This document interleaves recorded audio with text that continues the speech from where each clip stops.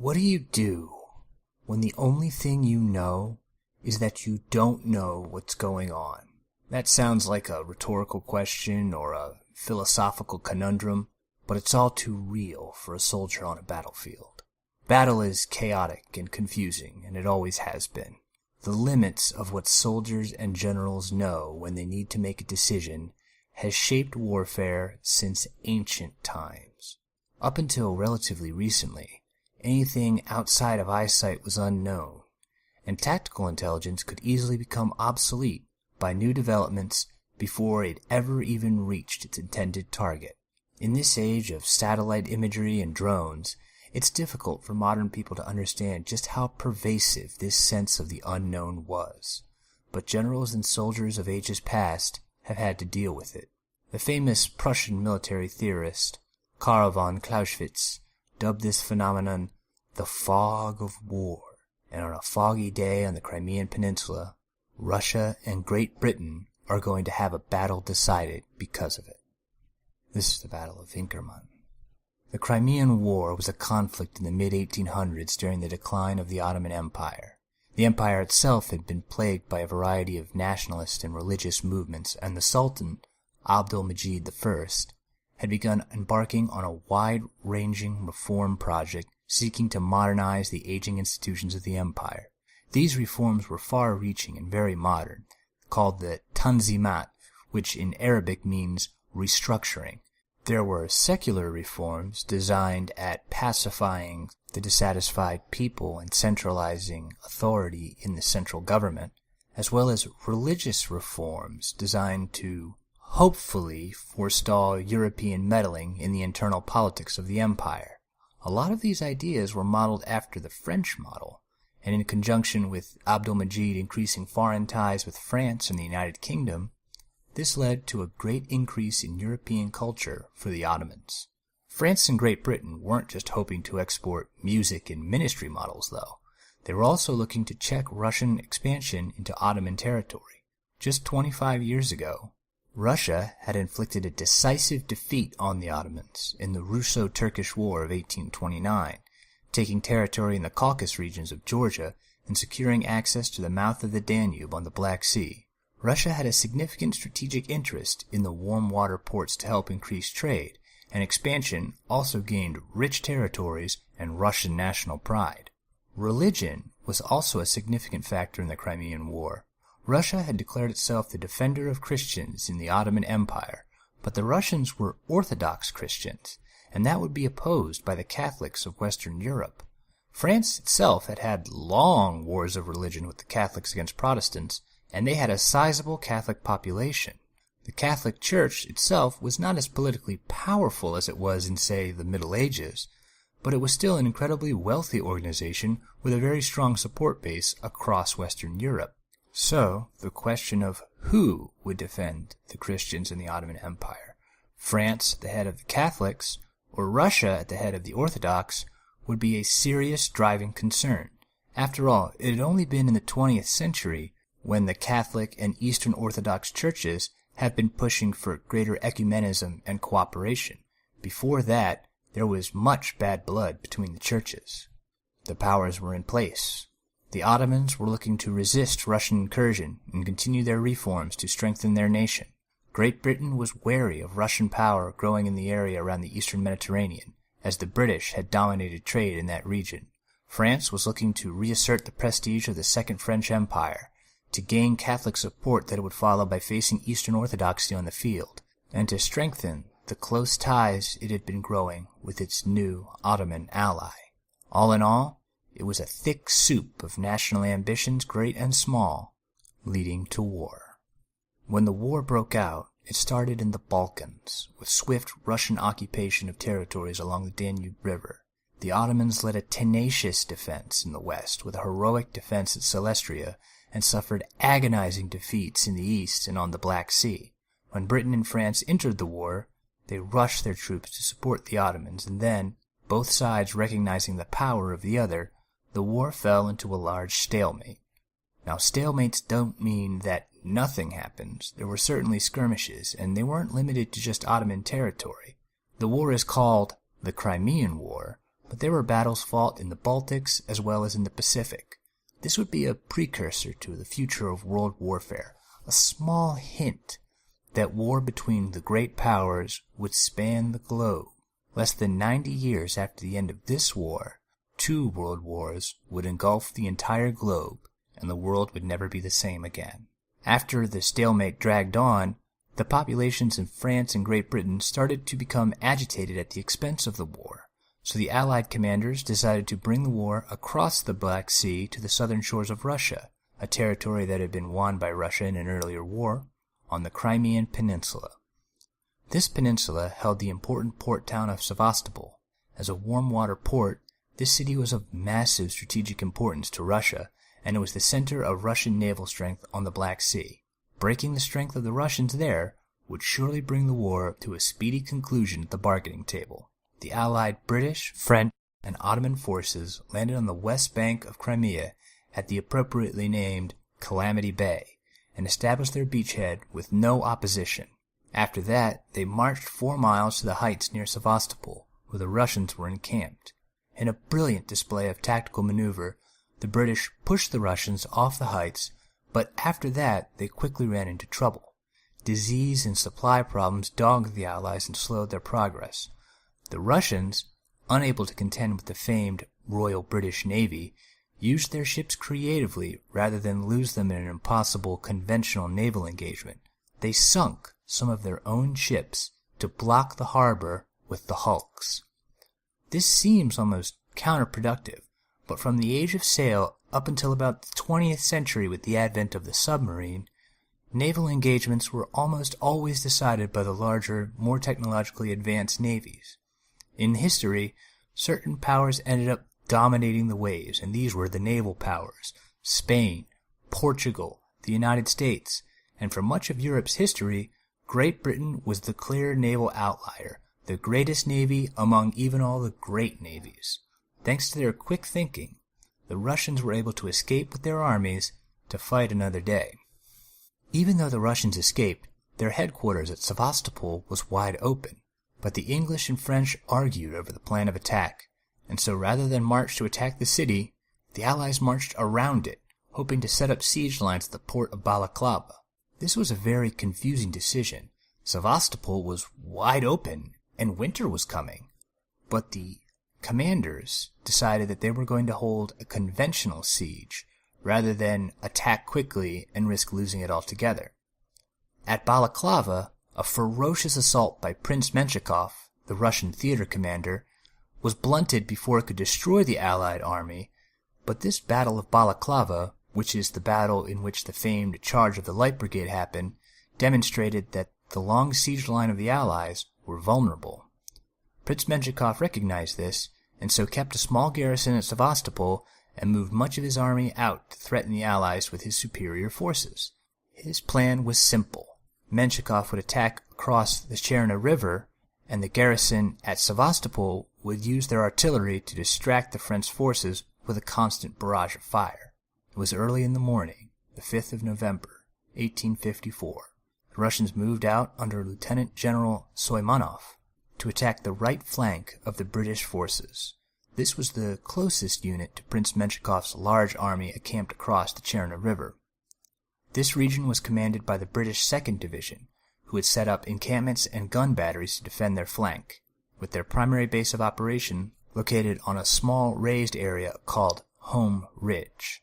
Soimanov advanced his forces along the northern face of the Karanezi Ravine, a steep gully that could mask his movements, and he established his artillery, a massive assortment of 20-pounder cannons that could fire the new explosive shell and canister rounds, on a hill north of the British encampment, aptly named Shell Hill. The bulk of Soimanov's Russian forces would attack to the north and northwest of the English. Simultaneously, a second force under Lieutenant General Pauloff would advance from the north and strike the British positions to the north and on the northeast. This combined attack of so many Russian troops planned to overwhelm the English and collapse the flank, severely blunting the attack effort on Sevastopol. With the fog hiding their advance, Soimanov looked to advance at dawn, hoping to catch the English unaware in the early hours. The first action occurred soon after the Russians advanced, right into the British pickets. Pickets are forward soldiers placed ahead of main battle lines, and these picket lines were at high strength due to earlier skirmishes that had taken place shortly after the Battle of Balaclava. The British pickets and the first line of Russians engaged in battle, and the rest of the English could hear the sounds of rifle fire, and they knew combat was underway. Soon after, the Russian cannonade atop Shell Hill exploded into action, pouring lethal artillery fire that could take out a dozen men with a single shot. The actual commander of the 2nd Division, de Lacy Evans, was ill and aboard a hospital ship recovering, so the acting British commander was Major General John Pennyfather. Pennyfather is a colorful general. He's a feisty, stubborn Irishman nicknamed Old Blood and Ounds for his aggressive temperament on the battlefield and his prolific use of profanity. At the Battle of Meeanee, he commanded a battalion of 500 Irish regulars which fought in the thickest part of combat. He successfully repulsed the charge, and because of that, 2,000 men defeated 35,000. Upon hearing the sound of gunfire, Pennyfather ordered all troops forward to fight. Pennyfather has no idea how many Russians he's facing. The fog of war is hiding the Russian strength. He is sending 2,700 men to attack against 6,300 with another 9,000 in reserve. The British do have an advantage, though. They're equipped with the latest in firearm technology, the 1853 Enfield rifle. This rifle was fired using a percussion cap, which was far more reliable in wet weather than the flintlocks used by the Russians. However, the Enfield also had a terrifying new bullet, the mini-ball. The mini-ball was designed by French engineer Claude Etienne Mini, and its design was as simple as it was devastating. Rifle bullets needed to be larger than musket rounds so they could engage the rifling of the barrel, which meant that they were very slow to load. The mini-ball solved the problem by using soft lead with an iron plug. When the powder lighted, the heat made the lead expand, engaging the rifling, and now the bullet is smaller so it's easier to load, but it maintains the accuracy and distance of a rifle. The mini-ball was the reason why so many unfortunate soldiers from the Crimean War and the U.S. Civil War would face amputations. The bullet wouldn't flatten and tear the surface skin as would a smooth-bore musket ball. Instead, the corkscrewing bullet would dig through the flesh, tunneling into the body until it hit bone, splintering and shattering it. These large compound fractures created massive wounds and necessitated amputation, or the patient would die of blood loss, gangrene, or infection.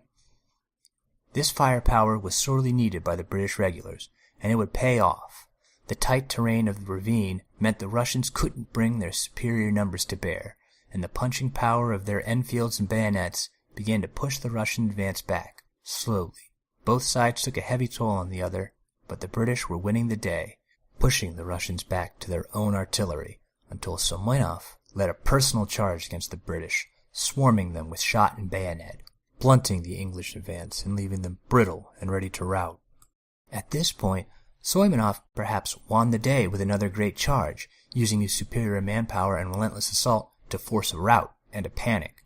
But the fog of war interferes again. Soimonoff has no idea how many British soldiers are right in front of him and what is the state or their morale. He has no idea how close he is to sending the British running for the hills. Instead, he delays, waiting for his reinforcements because his troops have also taken a serious beating. Instead of Pauloff's reinforcements, though, it's the British Light Division that comes to the rescue. Henry Hugh Clifford, himself an officer under General Buller, wrote this account in his diary of a field action that would earn him the Victoria Cross. It was a moment or two before I could make General Buller believe they were Russians. "In God's name," I said, "fix bayonets and charge." He gave the order, and in a moment we were hand to hand with them. I drew my sword and cut off one man's arm who was in the act of bayoneting me, and a second, seeing it, turned round and was in the act of running out of my way when I hit him over the back of the neck and laid him dead at my feet. This delay would prove critical to preserve the 2nd Division's line, and this delay would be fatal for the Russian command. In their counterattack on the left flank, Soimonoff was shot in the stomach with a rifle and died of his injuries. Soon to follow was his replacement, Colonel Prist Ovoitov, as was his replacement, Colonel Uvazanov Alexandrov. This loss of so many commanders in rapid succession paralyzed the Russian advance and preserved the British from having their own line split and their ends surrounded and engulfed. Further to the north, General Pauloff advanced south to attack the British positions on the heights. He has no idea what happened to Soimanov. Defending the heights and the barriers of sandbags, the British mounted a heroic resistance of the sandbag battery, vaulting over the wall and charging with bayonets to rout the Russians, and sending the 41st on their left flank, driving the Russians back with their advance and fire tactics. For both armies, the fog made this battle exponentially more confusing and exponentially more terrifying. Without modern communications equipment, awareness was limited to what the soldier could see and hear, and all around there were gunshots and cannonballs, battle cries and screams, all in a maddening din, with nothing to see to help make sense of the noise. Picture the battlefield from the viewpoint of the soldier. Russian or English doesn't make a difference. It's cold on a frightfully damp and foggy November morning, and the fog is just everywhere. There's no telling what monsters lurk in the mist, whether the shadows are just the rolling fog or an enemy soldier rushing to battle.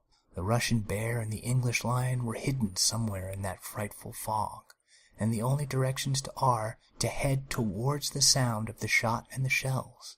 It's never known when battle will be joined until the enemy emerges from that mist, and then the gunfire rings out and the bayonets gleam, and battle is joined. The Russians regrouped under their new leader, General Dannenberg, who ordered a full assault with the Russian reserves against the north side of the 2nd Division's holdings. The sandbag battery would swap back and forth between the Russians and the English, leaving the dead and the wounded from both sides in piles on the ground.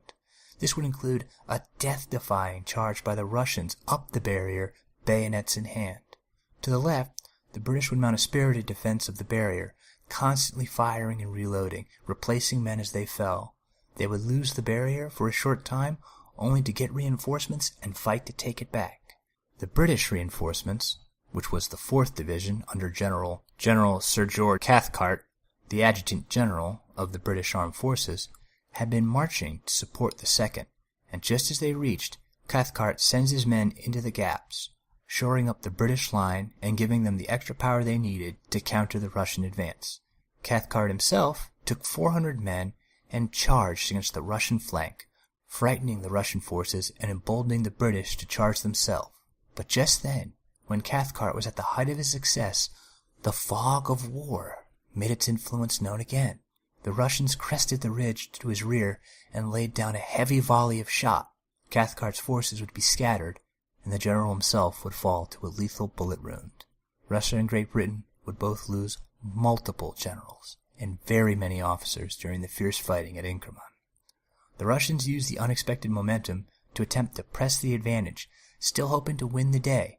But in this battle, where fortunes are just ebbing and flowing like tides, another army emerged out of the mist. These were the French soldiers, who had just marched 5 miles from their camp at truly astonishing speed, bringing up more troops. When the gunfire had first started, General Bosquet had offered to march his division to assist, but Cathcart had turned down this offer. As the battle went on, though, Bosquet decided to march his own French divisions anyway.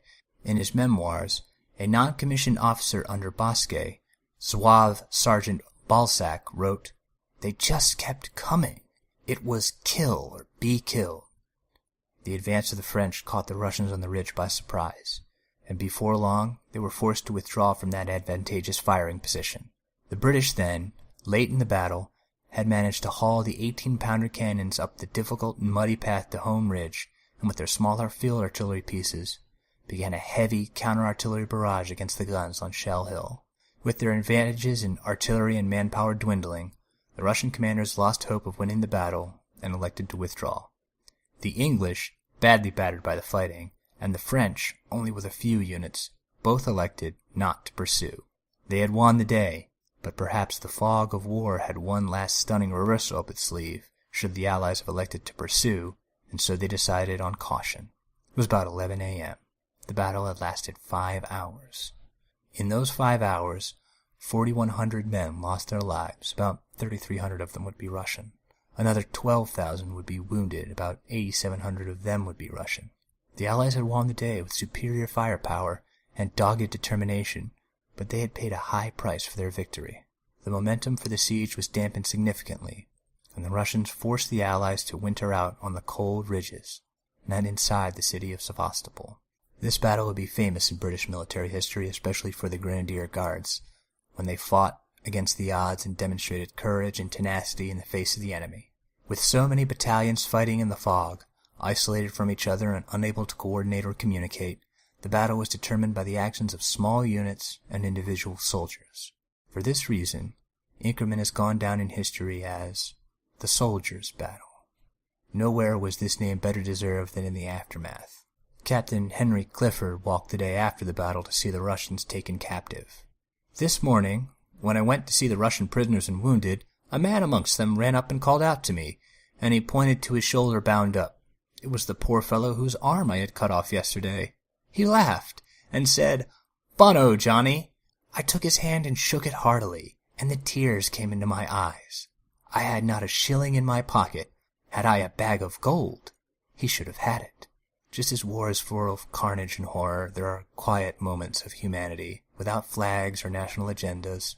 Just two soldiers on opposite sides, neither faulting the other in victory, nor demeaning the other in defeat, proud of their own prowess, and doing honor to the enemy for theirs.